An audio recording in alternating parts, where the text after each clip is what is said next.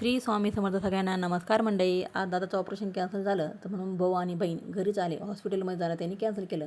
त्याच्यानंतर मग शेजारच्या आजी पण आल्या होत्या. मग आम्ही दुपारच्या वेळेस गप्पा करत बसलो. मुलंही शाळेतून घरी आले होते.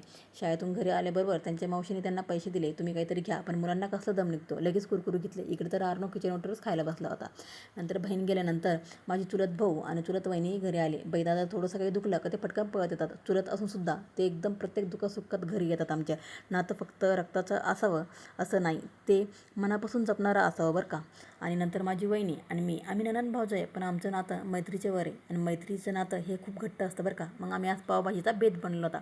पावभाजी केली. इकडे वहिनीनं शिरा बनवला. मग पहिले पुरुष मंडळी बसली. पुरुष मंडळी झाल्यानंतर मग आम्ही बायका बसलो आणि जेवण झालं आणि ते लगेच निघल्यानंतर आम्हालाही थांबावं वाटलं, तर आरुषलाही वाटलं आम्हाला आर्यानं थांबले पाहिजे. पण त्यांची शाळा असल्यामुळं त्यांना काही थांबताच नाही आलं.